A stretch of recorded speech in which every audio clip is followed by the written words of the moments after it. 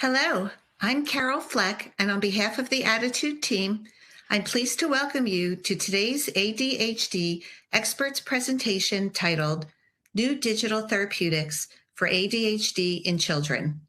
Leading today's presentation is Dr. Randy Kulman. Dr. Kulman is the founder of LearningWorks for Kids, an educational technology company that uses video games to teach executive function and academic skills. His latest project is called LW4K.com. It's an online tutoring program that uses games like Minecraft and Roblox to practice and improve executive functions. Dr. Kulman is the author of 3 books, including his most recent, The Gaming Overload Workbook for Teens. In today's webinar, we'll explore the role of digital therapeutics to treat children with ADHD. Medication and behavioral therapy are well-known first-line treatment options. Brain training tools, on the other hand, like virtual reality and video games, are relatively new to this field. Our expert today will share his approaches and research into these new therapies, including how effective they might be, and for how long, and whether they're worth the cost. We'd like to begin today's webinar by asking this poll question to our live audience. What do you most want to know about the digital therapeutics that say they manage symptoms of ADHD? Please select your answers and comment in the text box under the video player to tell us more. You'll see the poll results when you submit your response. While you do that, I'll point out that live participants may submit questions anytime during the live event. To download the slides, click on the Event Resources section of your webinar screen. If you're interested in the Certificate of Attendance option, look for instructions in the email you'll receive about an hour after the live broadcast. A transcript of today's event will be made available in the coming week. If you're listening in replay or podcast mode, visit ADDitudemag.com and search Podcast 434 to access the slides, the webinar replay, the Certificate of Attendance option, and the webinar transcript. And we have great news, and it's just in time for the holiday season. ADDitude Magazine is offering a 2-for-1 subscription deal now through December 31st. Visit ADDitudemag.com, go to the magazine tab, hold your mouse over it, and you'll see the 2-for-1 gift subscription offer. Every issue is filled with practical advice from leading experts to help adults and families with ADHD thrive. And with this 2-for-1 offer, you can subscribe for your family and share the magazine with a loved one or a teacher who could benefit from greater ADHD understanding. If you support the work we're doing here at ADDitude, visit additudemag.com/subscribe.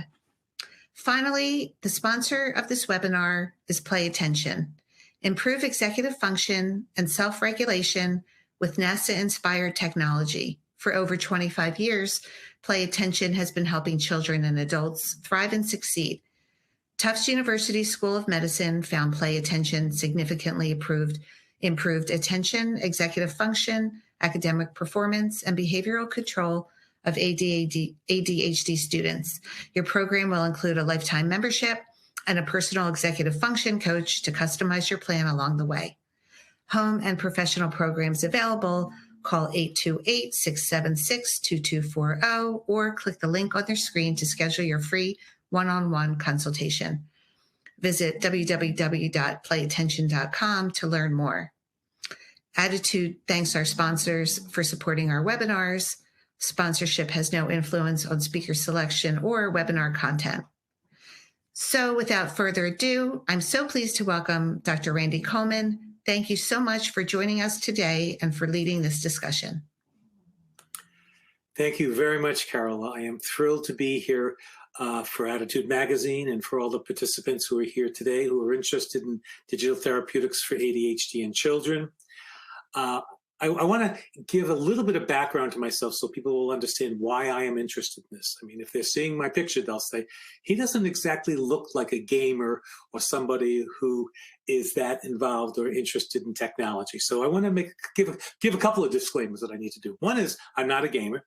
A second is another disclaimer is I have an interest in many of these companies that I'm going to be presenting in some of their projects. We're doing a little bit of consulting with virtually all of them. We're doing a little bit of research with some of them, and all the different companies and different tools that I'm going to be presenting are going to be ones where I've had communication with the people who are running these companies to learn about them. There are many other new digital therapeutics that are out there for kids with ADHD and other issues as well. So I think that's important to recognize. We're at the infancy of this field, and we're going to be moving further and further along. So I became interested in this 35, 40 years ago when kids were playing Nintendos and the PlayStation 1s, for those of you who aren't familiar with the earliest technology. This is before the internet.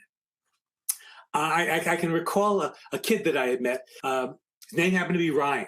He's a 9-year-old kid, referred to me to do a psychological evaluation. That's predominantly what I do in my clinical practice for ADHD. The parents were 100% convinced this kid did not need an evaluation for ADHD. He could play video games all day long. I mean, this is a kid who could play games. He would stick with it. When he got stuck and frustrated, he would come back to it. Very much different from what was happening with him in the classroom. Ryan was one of many, and I'm sure that those of you who are parents or clinicians who work with kids with ADHD recognize this. And one of the things that we're better at understanding about ADHD today than we were 35 or 40 years ago is that virtually everybody with ADHD can pay attention. It's just what can they pay attention to? Where can they sustain their attention? And in fact, many people with ADHD, if they're paying attention to something they love, they can be great at it, okay? And that's one of the things that I began to ask questions about is how could we use these technologies to help kids? I was particularly interested in this because I'm very interested in children's play. It goes back to my undergraduate work with Dr. David Elkind, probably the preeminent developmental psychologist in the country who writes frequently about children's play and learning. Kids learn from their play. So I began kind of exploring this. So that's really kind of the basis for this, that we really see this sense that there's something that can happen with kids who are using games and technologies and other kinds of things, and they can learn from it. The question is how, and how do we make that happen? So today, what I want to do is I want to kind of talk about a few different things that we'll get through, okay? One is to look a little bit about how are kids with ADHD actually involved with technology.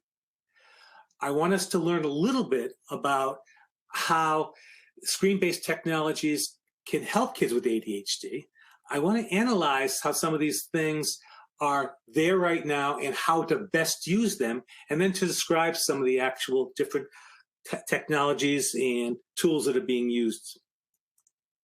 So before I get to talking about kids with ADHD, let's set the groundwork and talk a little bit about the technologies themselves.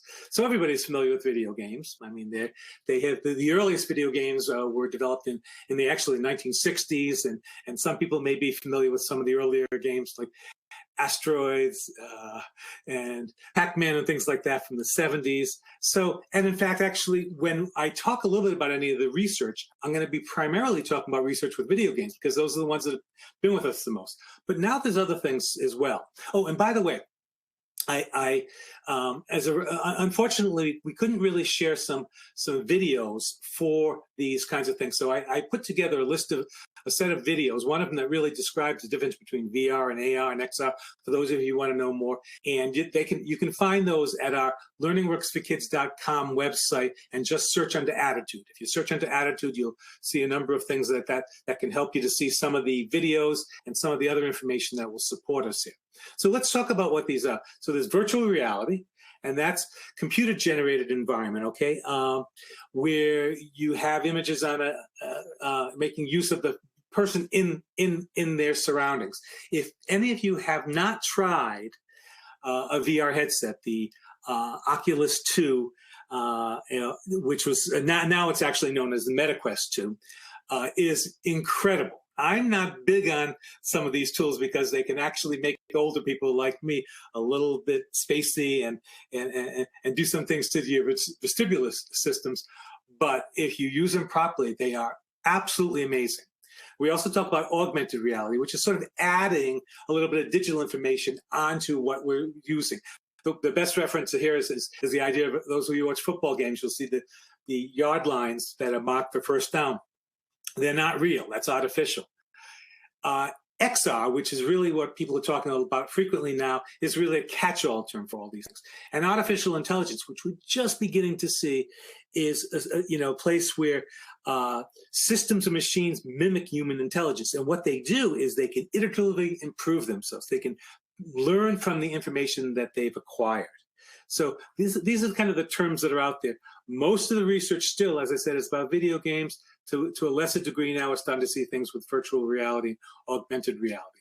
All right, now let's get back to kids with ADHD, so then we can think a little bit about why might some of these tools and technologies be really helpful for these kids. Okay, so the things that work best for kids with ADHD, the interventions that work, are things that are motivating, they're not boring, they have intense stimulation.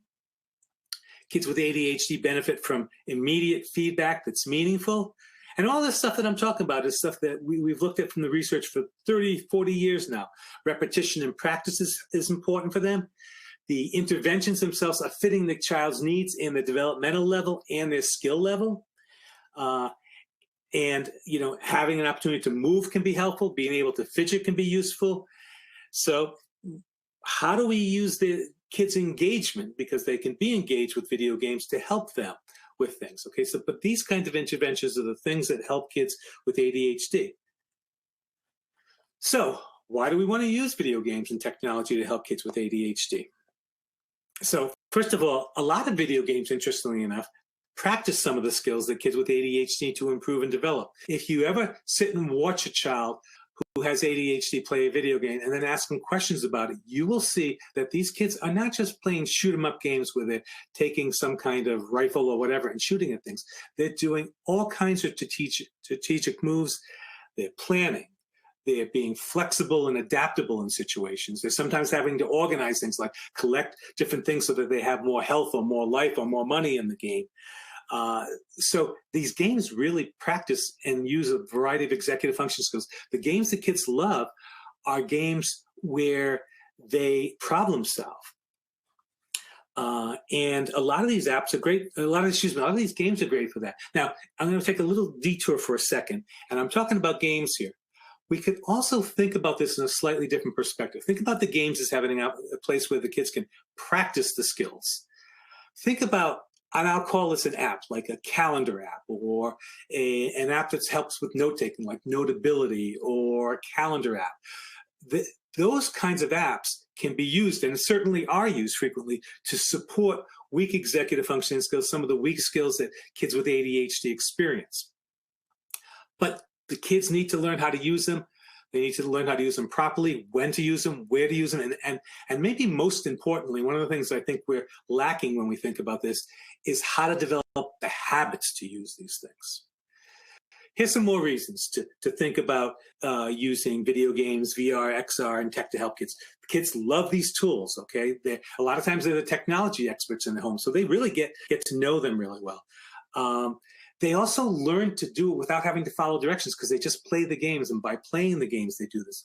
One of the things I think is really important here is that games allow kids to fail without necessarily getting public feedback. So in school, if you don't do well, everybody knows it, or you're afraid everyone knows it. In a game, nobody else knows it, okay?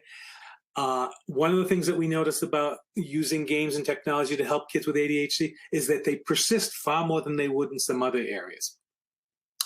And the other thing that I think is really important, that's kind of hard to put your finger on, we talk about there being like a dopamine rush for kids when they play video games, kids with ADHD when they play video games. In fact, there's some data that suggests that if you give kids methylphenidate, it can help reduce how much they play video games, because it kind of substitutes the dopamine. But in a more general way, I think that one of the reasons that kids love these technologies is because they love paying attention. They love being focused. They like the feeling of that, and that they experience that when they're playing games and technology.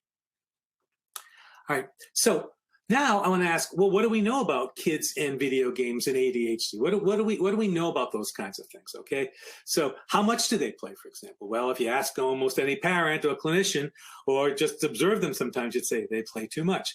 And really, probably up until, I would say, just maybe the last 5 or 6 years, most of the research didn't suggest that kids with ADHD were playing more than their peers. But the data does tell us now that that's not really the case.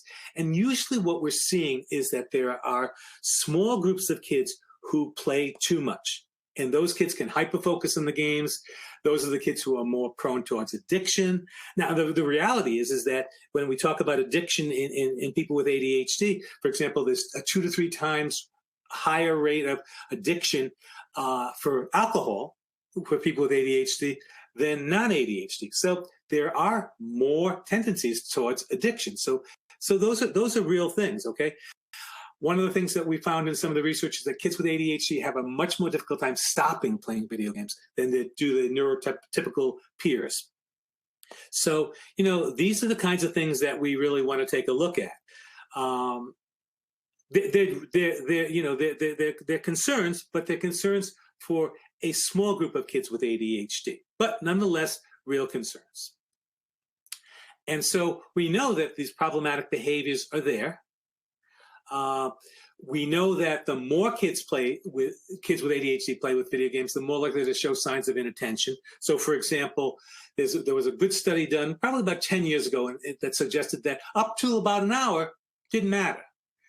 If we went beyond that for kids with ADHD, we saw more signs of inattention. And that actually fits with the general data when we think about using games and technology and its impact upon just vast populations of kids, neurotypical kids. What we found in some great studies done over in Great Britain has been that if you spend about an hour a day playing video games, it's probably good. Those kids are healthy psychologically. They do well in school. They do much better than their peers who are spending 3 hours a day or more doing that.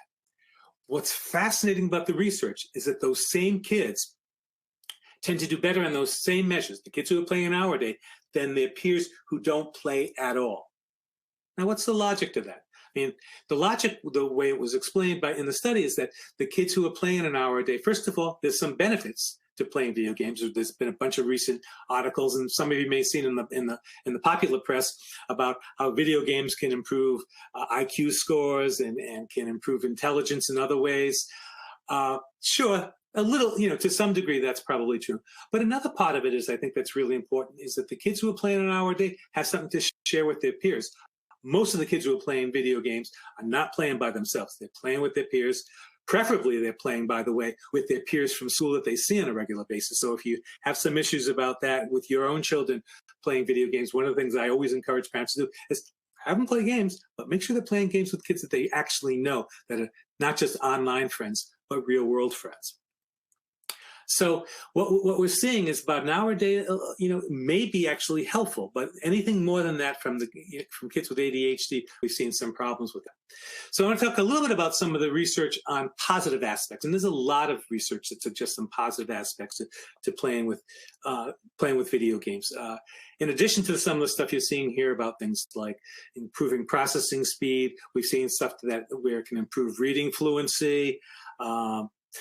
Certain kinds of jobs, if you don't play video games, you're probably not going to be good at it. If you're a laparoscopic surgeon and you're not very good at video games, you may struggle. They actually did a study in Texas, I want to say maybe 5-6 years ago, where they compared medical students with high school juniors on some laparoscopic surgery techniques, not actually doing something with the person, but using the machinery. The 11th graders were established video game players. The medical students were not. The 11th graders were way better at doing these kinds of things than were the medical students. So there's a lot of places that we can see that. I'm particularly interested in the research that links playing video games with improving executive functioning skills. Now, one of the things I will say to you before we go too much further is that playing these games alone is going to give us very mild, modest improvements in these areas. Okay, alone, without using some other tools and technologies, or some of the neurotechnologies that have distilled what we know, we see modest improvements. One of the things that makes the neurotechnologies, as we get into this a little bit different, is that they've been able to distill some of the things that we've learned from these broader video games and sort of made the intervention more directed to the kids and to the kids' needs. Okay, so we talked a little bit here about what do we know about video games and ADHD in terms of the research. Okay, now what do we know about some of the newer technologies, AR, VR, and XR? So most of the research that has taken place thus far has been primarily around assessment. So there's been very few studies up until recently that have really looked at how are VR and XR serving as tools to help with the treatment for ADHD. But as an assessment tool, it's really kind of cool. So as somebody who does assessments on a regular basis, excuse me one second, I know that my tools that I use, like continuous performance tests, tests from the NEPSI, the auditory attention test and responsive subtest, we're only capturing certain kinds of things from the kids. And some of it involves sort of an observation and hand scoring. Whereas when you're using VR to assess kids with ADHD, you're picking up on everything. You're picking up on their eye movement. You're seeing how quickly they actually respond. You're seeing what they do when there are transitions. You're seeing how much they're actually looking or paying attention to distractors. I have a lot of kids who can actually do pretty well on the tests that I have been administered them. They don't seem to be paying attention. They don't seem to be looking at things, but they have such good auditory tools where they can actually kind of pay attention without really paying attention. Whereas when we're using VR to assess kids, we can get a more accurate view of it. Now, we also can look at some of the tools as treatment tools. Okay, so as I was saying to you before, most of the information is about assessment. There was a 2022 review just recently. They went through 300 articles looking at VR tools in the world in terms of treatment for kids with ADHD and other psychological disorders. Only about 30 of them were looking at actual treatment rather than assessment. At the end of the day, when they reviewed all of the tools, they said that they see them as being promising tools for the management of ADHD. And it suggests that using them properly, they can help patients to learn life skills and other helpful behaviors. So, the thing about it is that VR can make for very realistic environments. So you can actually have kids practice a skill in something that mimics their real world environment. That's one of the issues that we have with video games, because the video games are games themselves, but they're not really mimicking the real world. And so the generalization going from the game to the real world is a little bit more difficult. But VR offers that as a possibility.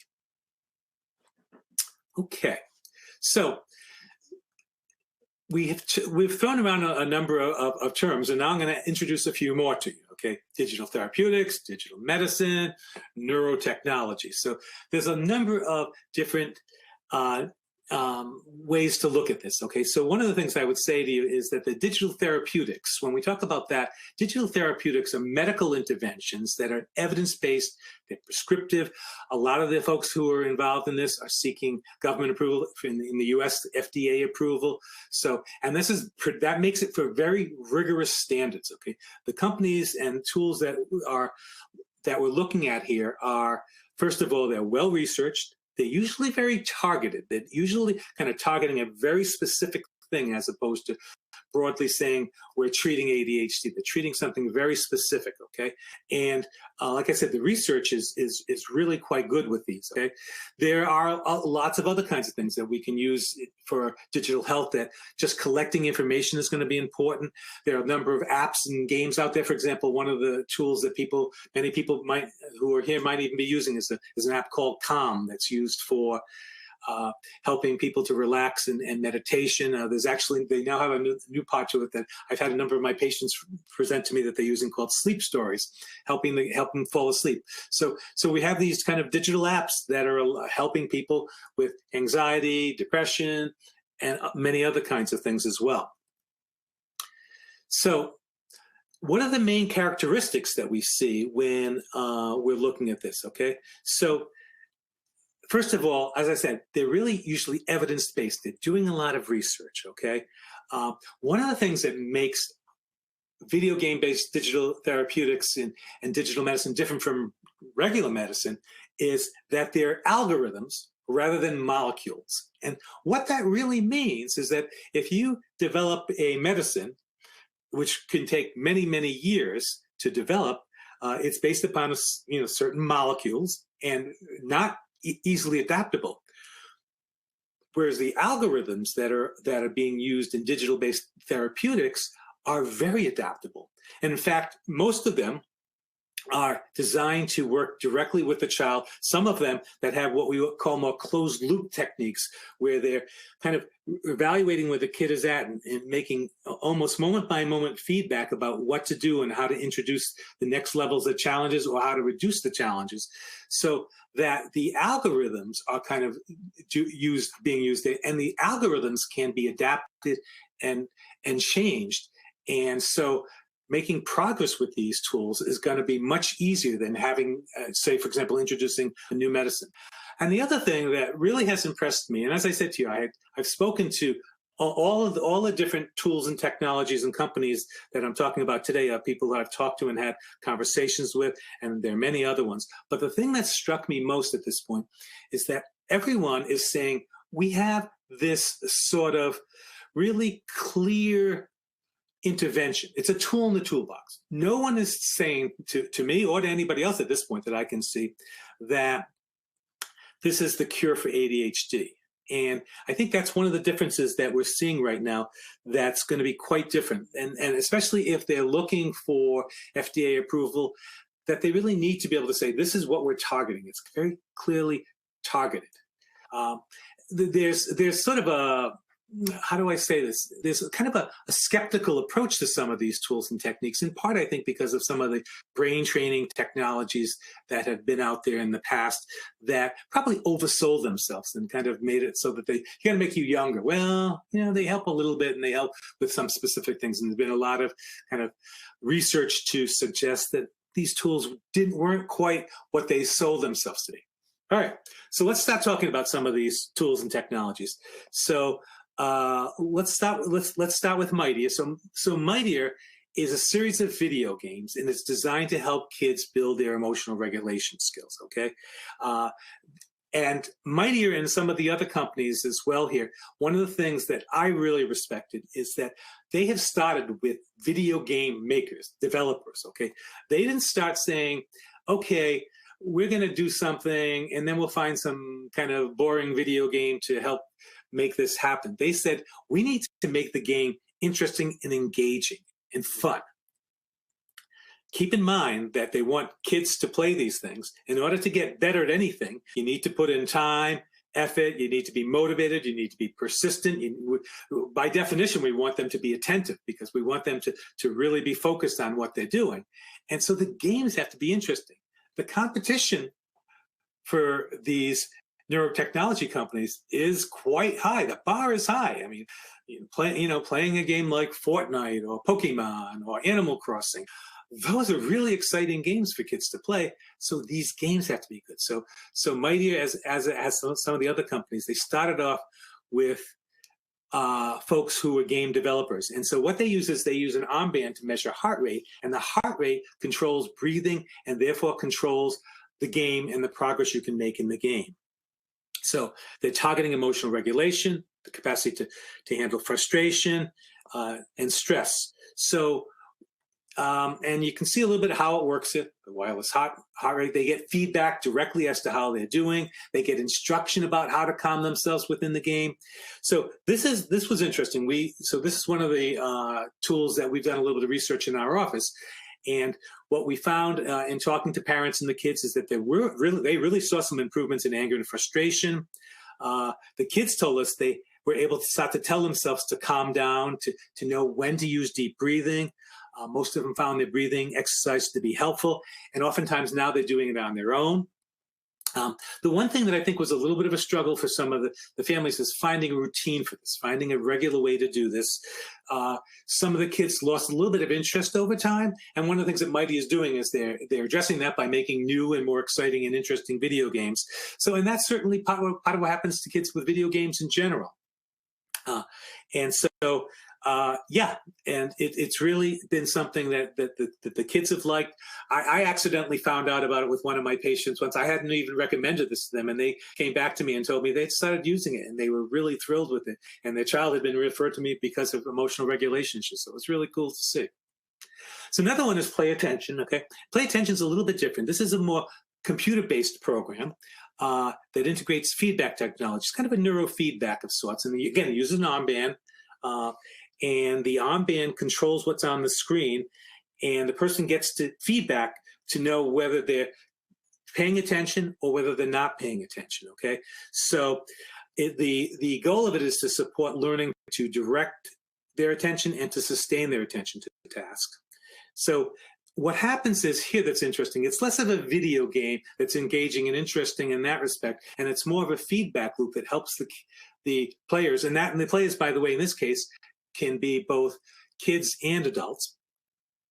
And it helps them to get that kind of feedback. One of the things that Play Attention wants to do, more so than kind of keeping a kid focused on something that's engaging, is they're wanting to actually teach people to pay attention to low stimulus activities. So for example, paying attention to a teacher, how to know how to do that, how to return from kind of getting distracted to paying attention. So it works on that. This tells us a little bit about how it actually works. As I said, the people who are using it are getting direct feedback about how much are they paying attention. And they, again, target some specific skills. Time on task, okay? Attention stamina, how long can you sustain your attention? Short-term memory. So typically people are using this about 1 hour per week. XR Health. So XR Health combines virtual reality and having a clinician. Okay, and by the way, Play Attention also involves a clinician as well. So they involve like an executive function coach. And XR Health uses outside clinicians to help determine which types of their tools they can do. The people at XR Health are all over virtual reality. And when I've spoken to them, it's like they are so excited about the possibilities of virtual reality as a form of treatment. Most of their work right now focuses on anxiety issues, more so than ADHD, but they do have an ADHD program that's essentially like a boxing program where you're boxing and trying to make sure you avoid certain things and hit certain things. So it's a little bit of exercise, if you will. So it's really fascinating because they're so into the VR. Deepwell is actually a fascinating company as well. The folks there, the two founders are, one of them was a big-time game developer, another one was someone who's developed a variety of medical devices. And essentially what they're doing at Deepwell is they're banking on game mechanics of video games, that they can build video games that really focus certain game mechanics to help with thinking skills and help with problem solving. They also see this as really having a direct impact upon vagus nerve stimulation. So they're very much kind of the video game folks. They have an enormous advisory board of people who are involved in all types of brain training. Right now, again, most of the stuff that they're targeting are anxiety, depression, stress-related kinds of things. But their fascination with video games and the technology itself is going to be really interesting to see where they go. They have some fascinating games that I've taken a look at as well. So this is the work that I do, which is a totally different take on this. Okay, our take is that video games allow kids, or in that matter, adults, to use a variety of executive functioning skills. And while they use all these skills in the game, the question becomes, how effectively can you take those skills from the game to the real world? Well, the data would suggest you can do a little bit of that. What we try to do at Learning Works for Kids is we try to go beyond that, and we try to use the games and technologies as a tool for teaching. And the way we do that is we help the kids to identify the skills they're using in the game, to then consider how those skills help them in the game and help them in the real world, and then finally, how to apply them in other settings. And oops, I want to go back to that for a second. And what we basically have a little ditty that we call it. We call it detect, reflect, connect. And so by identifying the skills, recognizing the skills, and then giving exercises to actually apply them in the real world, we see the games as being a tool for teaching these skills. And what we do is, rather than make our own games, which is really demanding to do really good games, is we just use the games that kids love. So we catch the kids where they're at.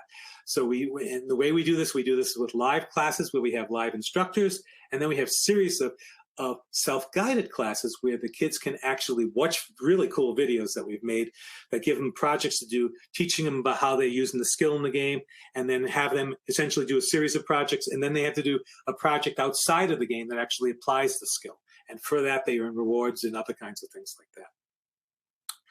Next one is June. So June is a little bit of a different sort of thing. June is essentially an app.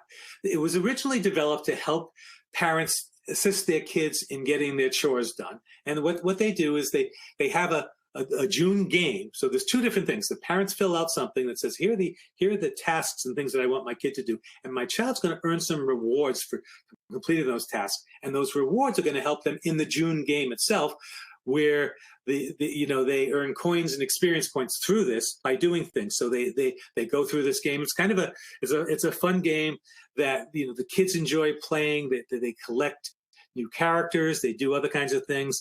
And so what was interesting about June is when the founders developed it, they were thinking, well, this is something that most parents are going to really like to do, because this will be a good way to get the kids to do some of these chores, because they get to play this game and they're sort of earning some of their health points and other things that allow them to excel in the game.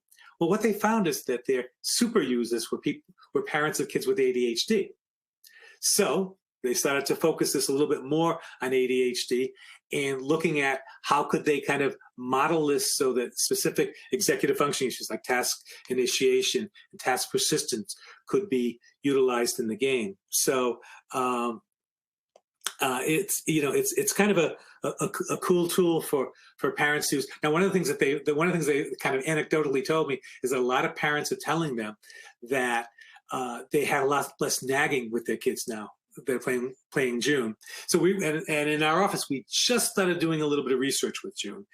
Essentially, we've only gotten to the first point, which is just kind of the onboarding piece of it. How easy is it for parents to do this and get the kids going? And so far, everything sounds really good. Like, the parents find it to be easy to do, and the kids are involved and engaged and interested. EndeavorRx. So EndeavorRx is probably, if you've heard anything about video games and ADHD in the past year or two, you've probably heard about EndeavorRx.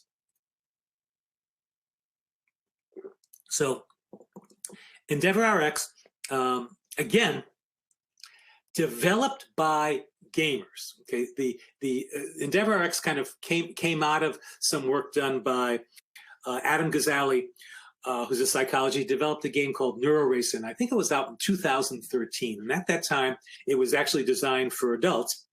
They found that for older adults, it improved their multitasking capacities and their abilities of cognitive control. I think there was some data that suggested that it could have actually helped with a little bit of the speed of processing as well. And so they took the principles there, and then kind of began hiring game developers to make this an interesting and really enjoyable game. And again, I would encourage you to go to our learningworksforkids.com website and go to ADDitude, search for ADDitude, because you can watch the video. The video of EndeavorRx really gives you a great feel what the game's like. It's exciting. It's fun. I mean, we had a number of our graduate students and undergraduates playing it. They really loved it. They found that it was really enticing. They said the graphics were really cool. Now these are all older kids. They questioned how long they would be interested in playing it, but the game right now is made for kids for 8 to 12 years old. This is all 20 and 25-year-olds. So, but they loved the graphics, and what's happening now with EndeavorRx is they're kind of building, they're building out the game, and it changes for each kid. And it works through this platform that they call SSME, that engages cognitive networks. So by playing this game, and what you're needing to do is you're needing to avoid certain things, you're needing to select targets. As you go through the game, it's very demanding. You have to multitask. And the challenges adapt to the child. This can only be used by one particular child, because if the child is struggling, it'll make it a little bit easier. If the child is doing well, it's going to add more challenges to it. One of the ways that it actually works is by getting to the point where the child experiences the challenges to the point where they're almost at the point of frustration, and then it backs off a little bit. But that's sort of like, it's like exercise, no pain, no gain. And so it works like that to help kids to do this. Now, one of the things that makes EndeavorRx kind of, really unique at this point is the research. And like I said, a number of other companies are in the same process of looking at this. I've talked to a company called Calmsy, which is doing some stuff on anxiety, and they're doing some really good research. But EndeavorRx has done some great research. They've done a couple of different studies to look at the effectiveness of it. So one of the studies was a randomly controlled trial in which there were 180 kids in the experimental group, 168 in the control group. The control group was actually doing something that was kind of fun and engaging. It was a video game. It was a word game. So they determined that this game was actually very engaging. So kids wanted to pay attention and play with it. What they found out is after 4 weeks, the kids in the experimental group did much better on some neuropsychological testing. They used the TOVA and a number of parent-rated ADHD improvement scales. And then they did a second study. This study was just kids doing EndeavorRx. Some of the kids were taking medication. Some of the kids were not taking medication. In this study, again, significant improvements were seen across a variety of parent rating scales. And what happened in this study is they did 4 weeks on, then they took a 4-week pause. We saw that the kids did not lose their gains, and then a second 4-week treatment phase. And during that second 4-week treatment phase, the kids made even more improvements. So, this is really one of the places where we're really starting to see the research support what we're seeing in other areas. So, those are some of the companies and some of the tools that we're looking at. If you want to look at some other places to find out information about this, I would encourage you to look at some of these places here. One area that if you really want to learn a little bit more about what's going on in the area of digital therapeutics or digital medicine is the Digital Therapeutics Alliance. And they're on top of all kinds of things, not just kids with ADHD and not just mental health issues, but all kinds of things, because this is happening not just in our field here. It's happening across many fields. It's happening certainly in even kind of medication compliance, and where we're starting to see that we're using digital technologies and tools to help people in a way, and seeing it as being a very useful tool. I mean, keep in mind that these digital tools are with us every place. For example, this is actually highly unusual. I am looking for my cell phone. It's not on my desk, but 75% of people have their cell phone within arm's reach at all times. So these digital media and technologies are here with us. They're going to stay. The question I have is, how do we make best use of them? And I'm sure I'm going to have some questions in a little bit about what do we do about those kids where we can't get them away from those technologies. And that is a legitimate concern. And there are a lot of strategies that I think we can use for that as well. As I had mentioned earlier, I've written a few books. My Playing Smarter in a Digital World book is really more about using digital media and technology to help kids develop executive function skills. And my last book that Carol had mentioned, which I appreciate, is really sort of flipping that over and looking at talking directly to teenagers and saying, hey, you know what? Your technology is fine. It's part of your world. But how do you balance it with other parts of your life? Because one of the things that teens don't do very well is they get very involved. One of the things I actually found to be helpful, many of the suggestions in here came from the teenagers that I work with. One of the things I find to be actually be helpful in talking to teens about all this kind of stuff is to get them to be a little bit cynical, not just towards you as a parent or as an adult, but towards big technology companies, and get them to say, ask them the question, well, why do you think that Netflix shows you a show in 5 seconds, or what do you think Amazon wants from you? And they all know. They want us to stay on the screen using this, and they all know it's so they can make money. And once you get them to sort of accept that, you can start having discussions with teenagers. Teenagers know a lot about what's going on, and sometimes actually they watch their parents spend too much time with their technologies as well. So that's it. There are some of the ways that you can get a hold of me and some of the places that we're at. I do write for Psychology Today. I frequently write about these issues there as well. Thank you very much. Thank you, Dr. Kulman. Before we start the Q&A, I'd like to thank Play Attention once more for sponsoring this webinar. I'd also like to share the final poll results. Here's what you said.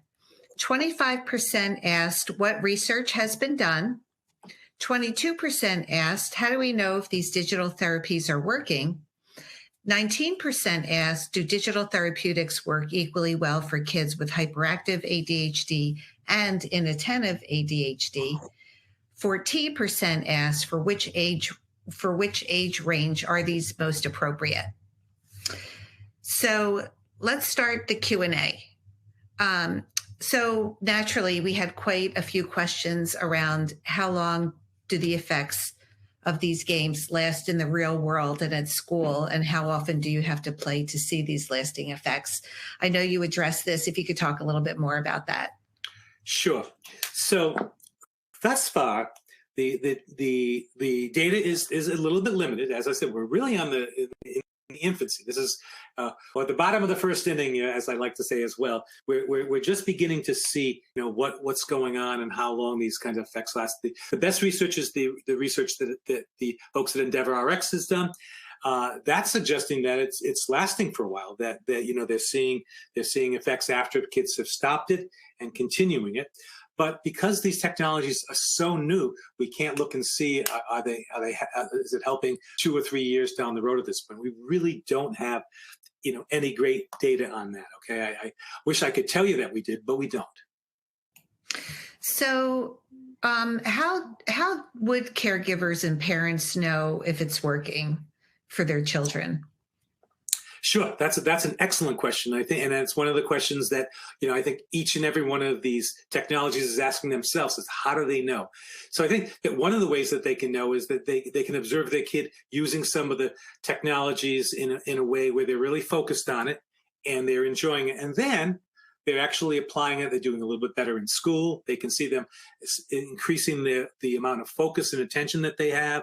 I had mentioned some of the anecdotal information that comes from the folks at Mightier, where they're actually observing the kids, say, calm down, some of the things that they're learning directly from the technologies. What we're hoping to see, and I think that I think some of these different neurotechnologies are trying to look at is, are we seeing direct impacts upon the kids' performance in school? Are we seeing them be able to sit and focus longer to kind of get their homework done more? Those are the kinds of things that we want to see. I also think that if we can start to see, are they starting to step back and use some executive skills in the real world? That will be an important part to take a look at as well. There's some data that we can see in terms of doing some direct neuropsychological testing afterwards, but sometimes that's not always as closely connected to the real world as we would like it to.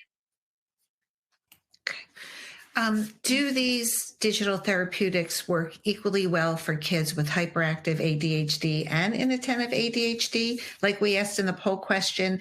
And also, do they work equally well between girls and boys? Interesting. I don't have any data about girls and boys. I'd be really interested to know if there is any data about that. We do know that boys tend to play video games a little bit more than girls. But so I don't know about that. In terms of the hyperactive, so the one piece of, again, data that I'm having, so I'm trying to respond to you, Carol, with what do we know in the research right now? And again, this is new stuff.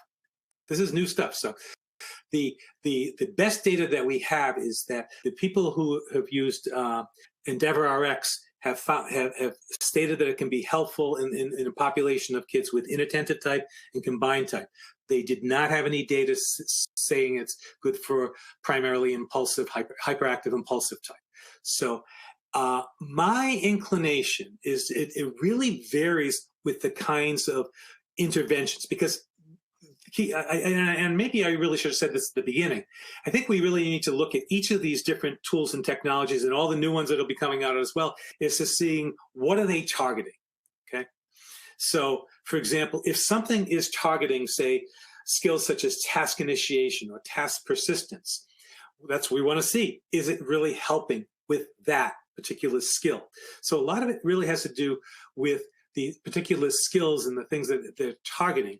That's not, that's not the same for each and every one. Just because something's called a neurotechnology and it uses VR or video games, it doesn't mean that it's really targeting, ADHD in general. As I said, one of the things that I have a lot of respect for in the people who are working in this field right now is they're trying to be very clear and targeted. And that fits with some of the general guidelines, I think, for developing these technologies. There's an interesting set of articles written at a place called, and I'm going to have to get rid of my Rhode Island accent, called Sharp Brains, and that's SHARP brains.com. And they've done some interesting kind of descriptions of how do you set up the parameters for determining if a technology can be very helpful. And one of the things they talk very clearly about, it needs to target a specific brain function. So I think that when we look at this from that perspective, I think that we can kind of say, well, is this tool targeting hyperactivity? Well, if it's not, it's probably not going to be helpful.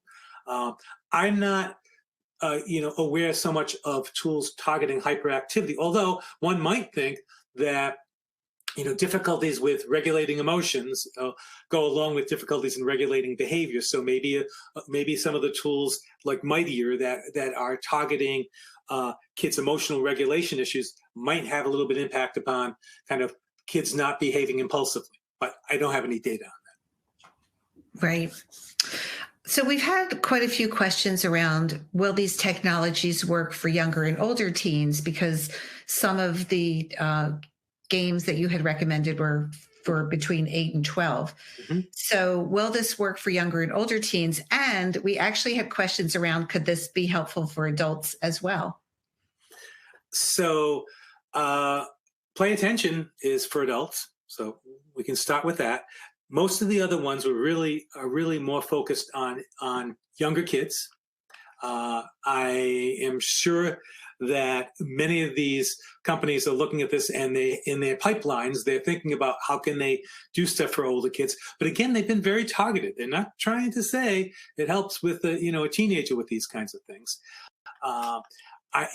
When I look at teens, and if I can go off track for a second here, I think that one of the things that we want to do is we want to teach teenagers how to use those technologies, those apps, as I was describing, things like a Google Calendar or Notability, or one of my big things is teaching them how to dictate things. So many of these teenagers who have ADHD hate to write, can't get anything down on paper. We need to teach them how to use these things. And when I say teach them how to use these things, I don't mean simply say, here, use this technology. It doesn't work like that. How do you actually use it? How do you use it effectively? When do you use it?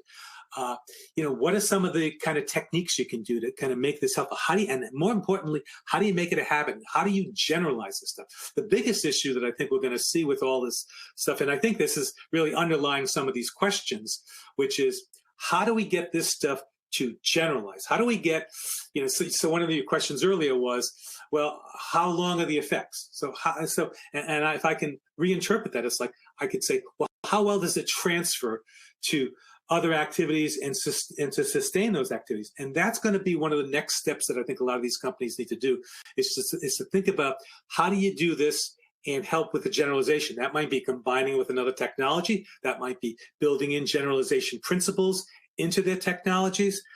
That might be helping get to what we would call a closer or a near transfer rather than a far transfer. Far transfer is like the idea of, driving a car and then driving an airplane. That's a big distance. But near transfer, driving a car to driving a truck, not so hard.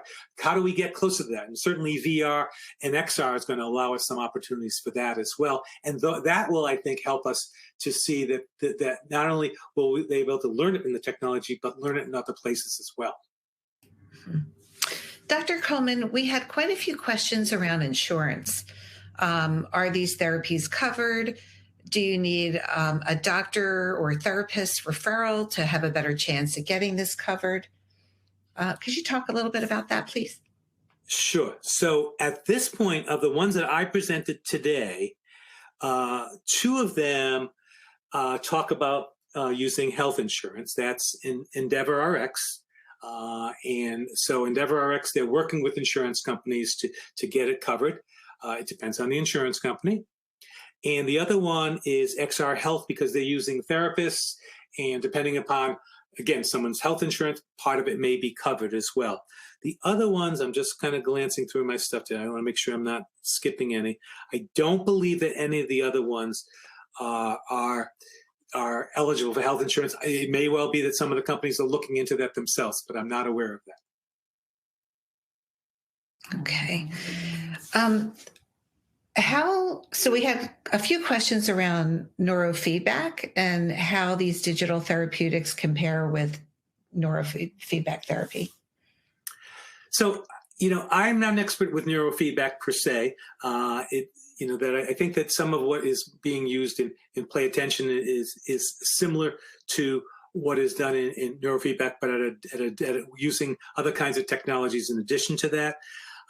Neurofeedback does a very good job, I think, at helping people to learn some focusing skills. And again, one of the questions becomes, how well does neurofeedback generalize to the real world? How well can you take what you learn in neurofeedback and then go apply it in your day-to-day routine and doing your homework and being engaged in a conversation or wherever you need to be focused and pay attention.